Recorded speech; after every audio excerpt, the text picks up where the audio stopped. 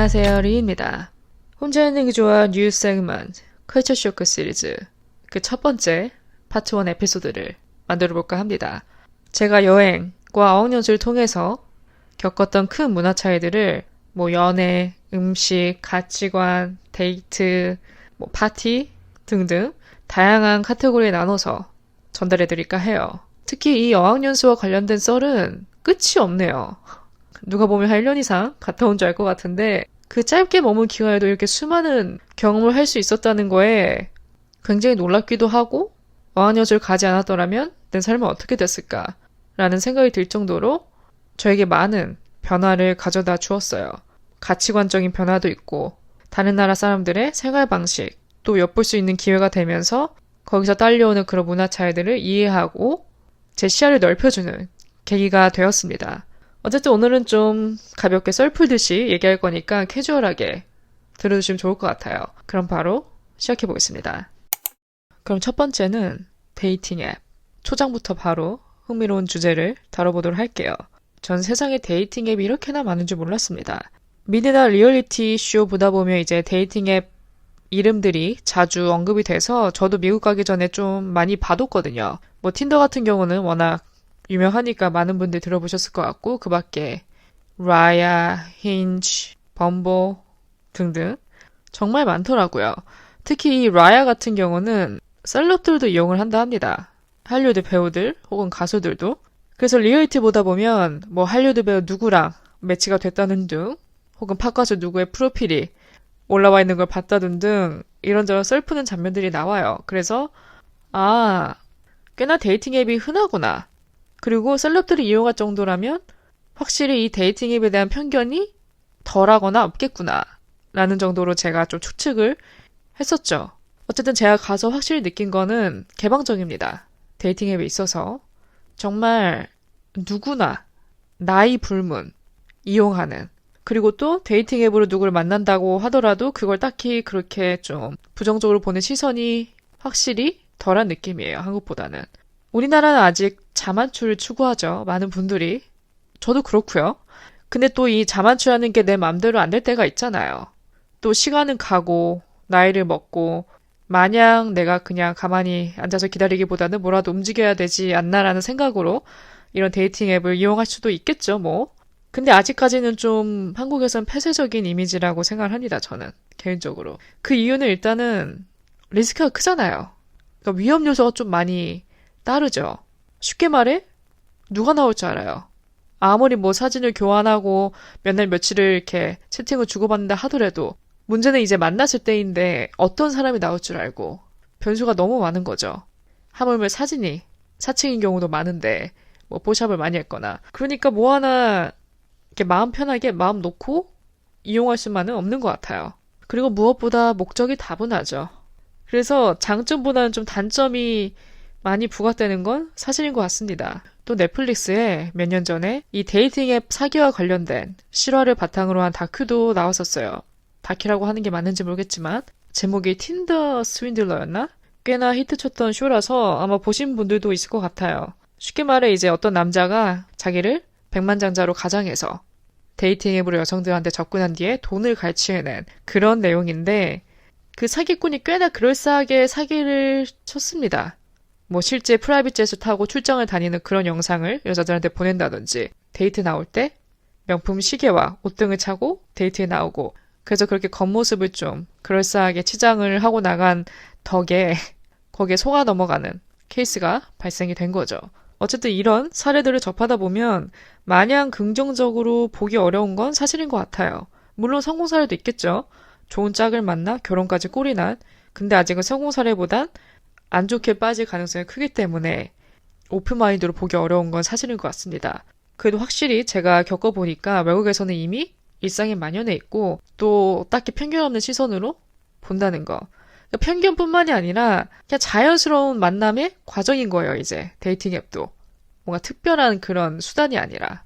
그리고 그런 것도 있는 것 같더라고요. 어느 어플이 좀 더 양질의 프로필을 제공하는지. 어차피 데이팅 앱이라는 것 자체가 1차적으로는 사진 보고 평가하는 거잖아요.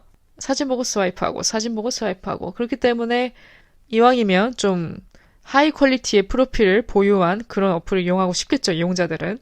그런 데에서 이제 차별성을 두려는 데이팅 앱 회사의 전략도 있을 것 같고요. 그리고 제가 관한 썰들도 꽤나 많이 들었어요. 진짜 익스트림합니다. 뭐 예를 들어 사진에서는 꽤나 좀 페미닌하고 여성스러운 이미지의 여자였는데 실제로 만나보니까 키 180. 거의 나와 맞먹는 급의 키에 근육질의 누나가 나왔다던가 자기의 성적 취향 혹은 성별을 속이고 나왔다던가 정말 기상천외한 일들이 많이 일어나더라고요. 이런 얘기를 듣다 보면 자만추가 베스트긴 베스트구나라는 생각이 더 확고하게 들긴 합니다. 그래도 꽤나 흥미로운 부분이었어요. 두 번째는 이 친구 관계를 언급을 하고 싶어요. 뭐 사람마다 다르겠지만 저는 좀 좁고 깊은 친구 관계를 선호해온 사람이기 때문에 막 여러 명의 친구들을 거느리고 있거나 뭐 큰 그룹으로 이렇게 떼지어 다니고 그런 일은 없었습니다. 그리고 아무래도 계속 한국에서 살아오다 보니까 이 친구 관계에 대한 스펙트럼이 좀 좁긴 했어요. 이 좁다는 거의 의미 중 하나는 남녀 사이의 친구가 가능한가? 라는 주제가 나올 때 저는 항상 친구야 가능할 것 같긴 한데 그게 정말 끝까지 친구 관계가 남을 수 있을까? 이런 의문점을 가지고 있었어요. 누구는 그러죠. 남녀 사이에 절대 친구가 있을 수 없다. 누구는 있을 수 있다. 근데 확실히 제가 여행 또 어학연수를 통해서 겪어보니까 충분히 친구는 있을 수 있겠더라고요. 그리고 이미 외국 친구들의 그런 친구 관계를 보면 넓습니다. 다 그런 건 아니겠지만 성별도 다양해요. 남사친, 여사친 골고루 이렇게 어울립니다. 더군다나 이제 서구권에서는 인종도 다양하잖아요. 그렇기 때문에 더더욱 이런 성별 나이를 딱히 가리지 않고 자유롭게 어우르는 그런 분위기이더라고요. 그래서 저도 확실히 지내면서 그 부분에서는 좀 유연해졌습니다. 근데 이제 여기서 핵심이 되는 안건은 X들과 친구로 남는 경우들. 전 여친, 전 남친과 친하게 지내는 이런 사례를 제가 봤어요. 물론 이걸 이제 국적 문제로만 치부하고 거기는 서양이니까 이제 그게 가능하고 우리는 불가능해 이렇게보다는 그냥 사람 각자 개개인의 차이 같아서 무조건 문화 차이로만 치부할 수는 없겠지만 그래도 이 X들과 친하게 지낸다. 연락을 간간히 한다. 또 같이 논다. 이건 아직도 저한테 좀 fascinating한 그런 부분이었어요. 여러분들 어떻게 생각하시나요? 이 부분이 저한테 신기하게 다가오는 이유 중 하나는 남녀 사이라는 게 좋게 끝날 수가 없잖아요. 사귀었던 사이가. 이별을 한다는 거는 어쨌든 어떤 안 좋은 일이 일어나서 불협화음이 생겨서 헤어지는 거니까 세상에 좋은 이별이란 생기기 힘들다고 생각하거든요. 남녀 사이는 끝나면 남입니다. 완전 남. 다시는 볼 일 없는. 저는 그게 이별이라고 생각을 하기 때문에 뭐 헤어진 후에도 친구로 남거나 뭐 연락을 하거나 만난다? 그건 저한테 불가능한 일이라고 생각하거든요. 그리고 그렇게 연락을 이어갈 정도면 아직 미련이 남아있으니까, 마음이 남아있으니까 그런 게 아닐까? 그러면 끝난 게 아니지. 이런 생각 때문에 X들과 친하게 지낸다. 이거는 글쎄요. 이런 케이스가 있더라고요. 이제 외국 친구들 보니까. 여러분은 어떻게 생각하시는지 의견을 남겨주세요. 리뷰에 남겨주셔도 좋고 제 팟캐스트 DM으로 보내주셔도 좋고 좀 다양한 의견을 듣고 싶습니다. 제가 너무 한쪽으로 치우쳐진 사람인 건지 아니면 제가 맞는 건지 궁금하네요. 그 다음은 인종차별입니다. 해외여행 어학연수하면 자주 나오는 질문들이 인종차별에 관한 질문들이죠. 저는 솔직히 아직까지 겪어본 적이 없습니다. 제가 인종차별이라고 느끼지 못한 거일 수도 있는데 딱히 없었어요. 다만 지금 생각나는 장면 중 하나는 제가 이탈리아를 방문했을 때, 첫 이탈리아 여행 때 약간 애매모호한 상황이 하나 있었어요. 제가 이제 머물렀던 곳에서 밀라노에 가려고 트레인에 탔습니다. 그래서 이렇게 트레인에 탑승을 해서 빈자리에 앉았는데 참고로 좌석이 이렇게 마주보는 좌석이었습니다. 기차처럼. 그래서 제가 앉았는데 제가 앉자마자 저의 대각선 반대편에 있던 한 20대 초반? 많아봤자 그보다 어려 보이는 여자애들 2명의 시선이 느껴지기 시작하는 거예요. 굳이 제가 돌아보지 않아도 느껴집니다. 저를 빤히 쳐다보고 있다는 걸. 처음에는 저랑 마주보는 각도에 앉아있던 애가 저를 빤히 쳐다보더니 자기 맞은편에 있는 애를 툭툭 치면서 극속말을 하는 거예요. 그러더니 그 여자도 바로 고개를 돌려서 저를 또 쳐다보더라고요. 뭐 한 번 보고 말거나 흘낏 보는 게 아니라 가는 내내 아주 빈번하게 쳐다봤습니다. 저도 좀 신경 안 쓰는 척 하면서 뭐 셀카 찍는 척 하거나 창밖 보거나 고개를 돌려도 이 옆통수가 따가운 거예요. 그리고 막 이제 두 명이서 귓속말을 이렇게 나누는데 저는 그 말이 무슨 말인지 알아들을 길이 없잖아요. 알 길이 없죠. 그러니까 찝찝하죠. 뭐 예를 들어 거기서 상황이 더 나아가서 뭐 웃거나 그런 반응을 보였다면 제가 어쩌면 확신을 했을 것 같아요. 근데 그것도 아니고 그냥 둘이 무슨 에일리언 보듯이 쳐다보길래 저는 그냥 무시하다가 내렸죠. 그래서 제가 나중에 물어봤습니다. 이탈리아 친구한테. 내가 아까 이런 일을 겪었는데 의도가 뭐냐? 뭐라고 생각하냐? 이랬더니 뭐 절대 나쁜 의도는 아니었을 것 같다 그러더라고요. 근데 그도 그럴 것이 아시아인이 저뿐이긴 했어요. 그 트레인 칸에서는. 심지어 그 바깥에 그 동네 그 지하철 플랫폼 등등 아시아인을 한 명도 찾아볼 수가 없는 그런 곳이긴 했습니다. 그래서 뭐 그냥 좋은 의도로 받아들이려고 했죠. 어차피 진실을 알 수 없으니까. 그래서 유일하게 콕 집어낼 만한 일화는 그 정도가 끝입니다. 그 다음 또 이탈리아 얘기 나온 김에 하나 생각나는 게 톨비였습니다. 톨비. 저는 이탈리아 톨비가 이렇게 비싼지 몰랐어요. 다른 유럽도 그런지 모르겠지만 어쨌든 아무래도 이탈리아가 차 없이는 이동하기 힘든 곳이라서 웬만한 일정은 거의 다 차로 이동을 했는데 그래서 제가 중간에 한번 톨비를 부담하기로 했어요. 뭐 톨비쯤에 그거 얼마 나온다고 충분히 내지 이렇게 생각하고 있었죠. 그래서 한 2시간, 2시간 반 정도 되는 거를 이제 가다가 중간에 톨게이트에 섰죠.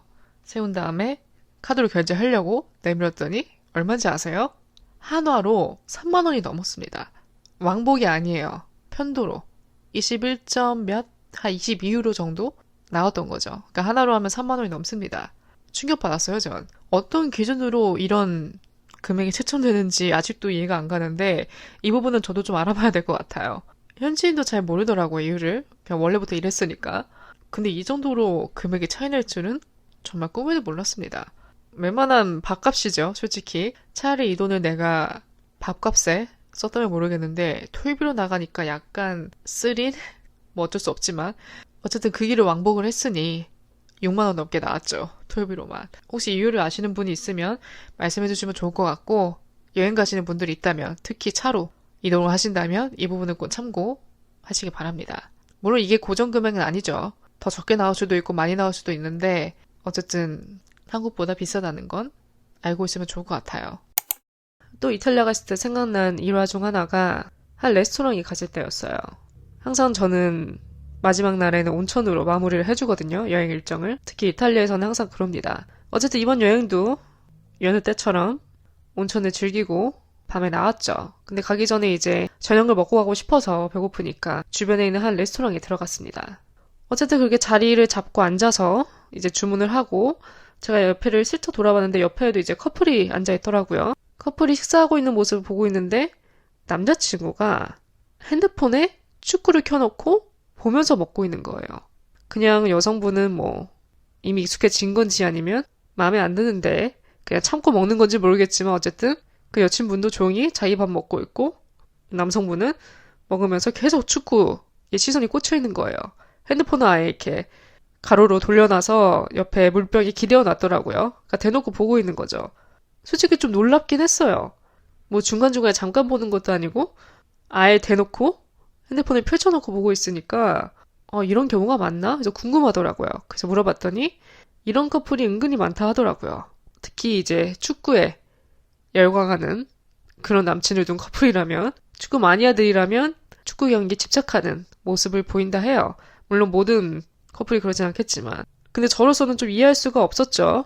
무례하잖아요. 약간 뭐 상대방이 아무렇지 않다면 동의한다면 뭐 어쩔 수 없겠지만 일단 그 내막을 모르는 상태에서 이렇게 제 3자가 보기에는 좋아 보이는 모습은 아니거든요. 솔직히 그냥 잠깐 계속 핸드폰 들여다보는 것도 좀 거슬리는데 그게 대놓고 본다. 그럼 굳이 왜 만나서 밥을 먹나? 이런 생각이 들 수밖에 없더라고요. 이 부분도 굉장히 신기했습니다. 아마 제가 어학연수 에피소드에서 언급을 했던 것 같아요. 가라오케 문화에 충격을 받고 왔다고. 다시 한번 살짝 이렇게 리와인드 해보자면 제가 있었던 곳이 산타바바라였습니다. 어학원 다닐 때. 아무래도 가장 큰 토픽은 애들 사이에서 파티였죠. 다들 가고 싶어 할 거 아니에요. 제일 기대되는 부분이기도 하고 저도 그랬습니다. 근데 일단은 산타바바라 자체를 가본 분들은 아시겠지만 굉장히 한적한 곳이에요. 시골에 가깝죠. 약간 은퇴하신 분들이 와서 살기도 하는 곳이기도 하고 휴양지 느낌이 더 커요. 또 어느 정도 시골이었냐면 제 숙소에서 제 기숙사에서 어학원까지 50분이 걸렸어요. 버스로. 이걸 이제 완복을 해야 되는 거죠. 매일매일. 그 정도로 매우 한적한 곳이었습니다. 근데 그런 와중에도 뭐 파티가 어디 있다는 소문이 들려왔어요. 첫 주에. 그래서 기대를 했죠. 알고 보니까 이제 저 밑에 가라오케에서 파티가 열린대요. 매주 수요일마다. 규모가 꽤 크다 하더라고요. 그래서 뭐 더 이상 말할 필요 있나? 가자. 이러고 갔죠. 그래서 가는데 사람이 미어 터지더라고요. 그 주변에 사는 젊은이들은 다 몰려 나온 듯이 엄청 복잡거렸습니다. 그래서 들어가려고 하는데 보니까 밴딩도 있더라고요. 밴딩은 해야 들어갈 수 있어요. 그래서 나는 좀 뭔가 갖춰져 있나 본데 하고 들어갔는데 한마디로 대형 노래방이었어요. 노래 장기자랑이 열리는 그런 느낌? 저 끝에 이제 무대가 있고 그 뒤에 이제 스크린에 노래 가사가 나오고 정말 온 사람 중에서 아무나 올라가서 노래를 부르는 거예요. 선곡도 본인 마음대로. 그래서 그 남이 부르는 노래에 밑에 있는 사람들은 방방 뛰어노는 거죠. 한국 같은 경우는 코인 노래방 많이 가잖아요. 친구들하고. 그러니까 이제 친구들끼리만 방에 들어가서 노래 부르다 나오지 생판 모르는 사람들 앞에서 노래 부르는 일은 없죠. 그래서 저는 그 컨셉 자체가 너무 충격적이기도 했고 어떻게 거기서 올라가서 노래 부를 자신감이 있지? 상상조차 안 되는 거예요. 참고로 노래를 잘하는 사람은 올라가지 않습니다. 못하는 사람도 올라가요. 그 대신 자신감이 있고 좀 잘 놀 줄 아는 사람이 올라가죠. 그러니까 가창료 유무에 상관없이 그냥 아는 노래다 하면은 얼씨구 절씨구 이러면서 빙빙 이제 어깨 동무한 다음에 뛰어노는 거예요. 또 거기다 엎친 데 덮친 격으로 술도 맥주밖에 없어요 보니까. 억지 텐션이라도 올리려면 술견이 필요한데 뭐 마실 술도 없고 근데 또 옆에 친구들은 너무 잘 놀고 있고 근데 거기에 내가 혼자 이렇게 죽상처럼 있으면 분위기 깨니까 저도 연기를 했죠 좀. 신나는 척, 잘 뛰어노는 척. 진땀을 뺐습니다 정말. 그때 노는 동영상을 이제 누가 찍어서 올렸는데 그때 보니까 제가 완전 진짜 목석이더라고요. 이렇게 점프하면서 뛰어노는 척 하는데 발은 바닥에 꼭 붙어있고 몸만 그냥 위로 왔다 갔다 하고 못 놀았죠.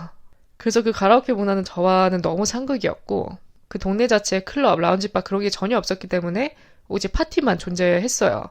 또 주변에 산타바바라 대학교가 있어서 주말이면 이제 대학생들이 몰려 나왔죠. 우리가 뭐 영화나 미드에서 보는 그런 파티 같았어요. 이 집 파티 가서 놀다가 폴리스가 떠서 나가라고 하면 다들 우르르 몰려서 다음 집 파티로 가고 그러니까 이렇게 집집마다 파티가 열렸습니다. 그래서 원하는 곳에 들어가서 그냥 노는 거예요. 참고로 주류 같은 경우는 미리 리퀘어스토어에서 사 먹고 가야 합니다. 가면 술이 없어요 거의. 뭐 오너가 가끔 몇 잔 따라주긴 하는데 거의 그런 경우는 없었고 그런 술 기운보다는 그 본인의 텐션으로 놀더라고요.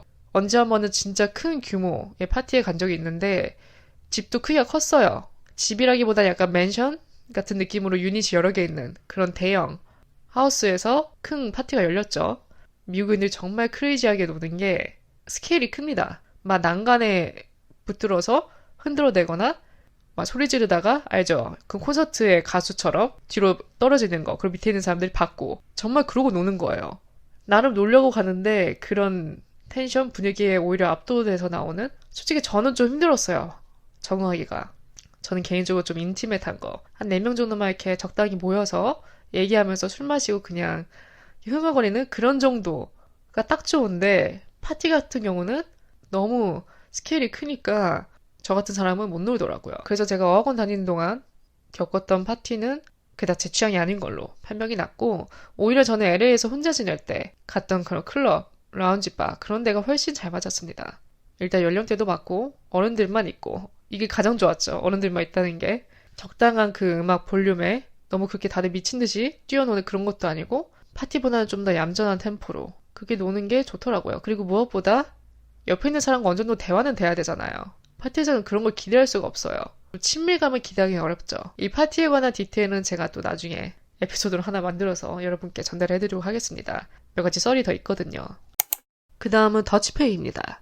더치페이 꼭 짚어봐야 될 부분인 것 같아요. 저도 물론 친구들과 이제 저녁을 먹을 때 더치페이를 하죠. 저 같은 경우는 한 친구가 그냥 그날 다 커버를 하고 나중에 단톡방에 올려서 얼마 나왔다 얘기해주면 남은 친구들이 돈을 보내죠. 아마 많은 분들이 이렇게 하실 것 같아요. 뭐 미국도 벤모라는 게 있기 때문에 애들이 야 벤모해줘 그래요.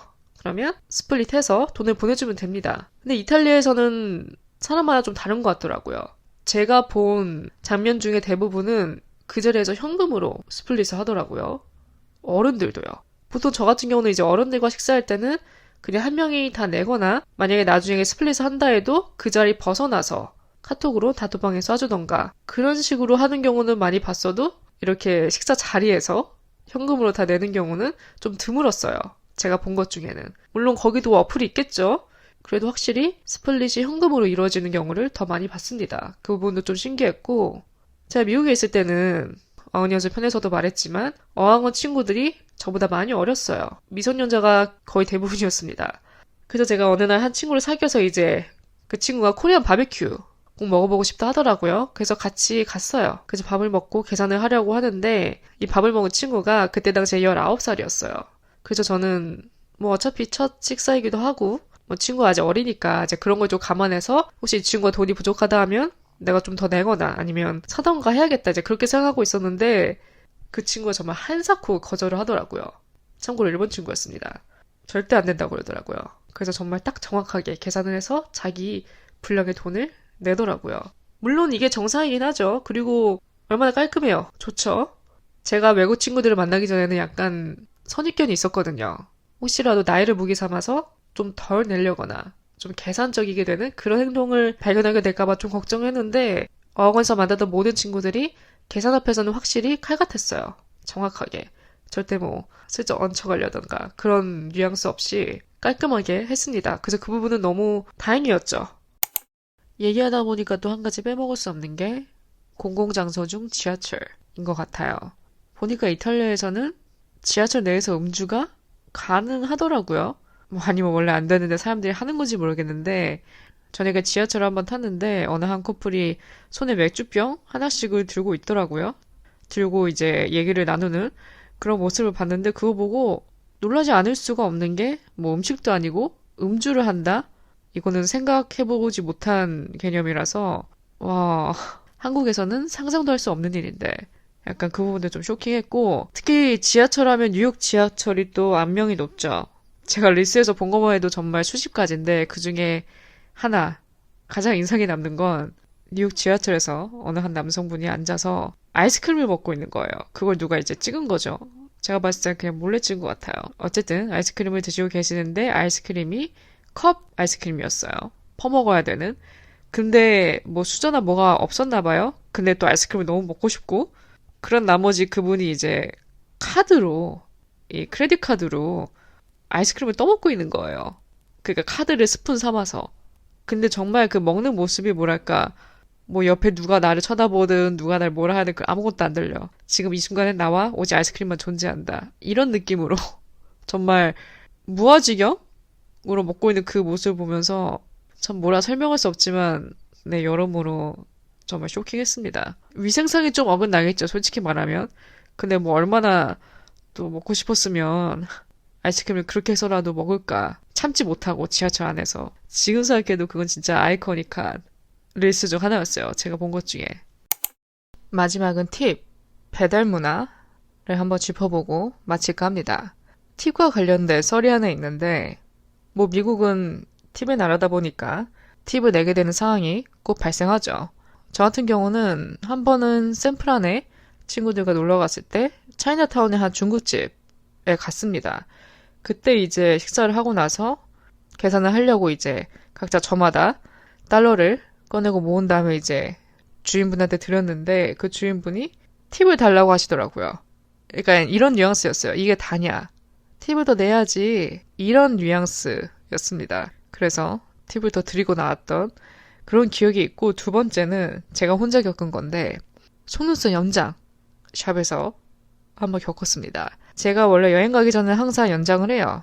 여행 가면 메이크업에 쏟는 시간을 좀 줄이고 싶어서 그리고 또 연장을 해야 느낌이 다르잖아요. 사진도 좀 잘 나오고 그래서 연장하고 가는데 미국에서는 오래 있다 보니까 연장이 다 빠지더라고요. 나중에는. 그래서 다시 받고 싶어서 그리고 또 미국 스타일은 어떤지 좀 다른지 궁금하기도 해서 집 근처에 있는 이제 샵 하나를 예약을 했습니다. 근데 또 거리가 절대 걸어갈 수 있는 거리가 아니라서 우버를 타고 갔죠. 그래서 이제 예약을 하긴 하고 누웠죠. 그래서 연장은 잘 끝 마쳤습니다. 결과는 뭐 아주 만족하는 것도 아니고 그렇다고 딱히 별로인 것도 아니고 좀 걱정은 했어요. 망할까봐. 근데 나쁘지 않았습니다. 금액이 한 5만 원 정도 됐었던 것 같아요. 제 기억에. 그래서 이제 결제를 하고 나가려고 이제 문을 나서려는데 붙잡더라고요. 이게 다야? 팁을 내고 가셔야죠. 뭐 제한 그런 것도 아니고 그냥 거의 반강요? 아니 팁을 내고 가셔야죠. 그냥 가면 안 되지. 이런 말투였어요. 그래서 제가 지갑을 이렇게 뒤지면서 보니까 제가 현금이 그때 딱 3달러 있었어요. 나머진 카드였고 이미 카드로는 계산을 했고 그래서 제가 나 3달러밖에 없다. 그랬더니 그거라도 달래요. 그거라도 내고 가라는 거예요. 그래서 제가 드렸죠. 그냥 드리고 빠져나왔습니다. 나는 서비스를 제공하니까 너는 그 서비스를 받은 대가로 팁을 내야 된다는 이런 생각인 것 같아요. 솔직히 팁이라는 게 받은 사람이 마음에 들었으면 정말 기대 이상의 수준의 서비스를 받아서 거기에 상응하는 대가를 지불하고 싶다. 그러면 이제 자발적으로 지불하는 게 팁의 개념이라고 저는 생각을 하는데 이렇게 간혹 반강요를 하는 곳을 만나면 당황스럽습니다. 그리고 이제 배달 문화 같은 경우는 미국도 꽤나 잘 되어 있습니다. 배달 앱도 되게 많고 확연한 우리나라의 차이점은 주류 배달이 된다는 거. 내가 직접 나가서 사올 필요 없이 배달로 받을 수 있다는 거. 이거는 뭐 파티하거나 그럴 때 친구들이랑 집에서 이런 부분은 굉장히 편할 것 같습니다. 또 팁하니까 베가스가 생각이 나네요.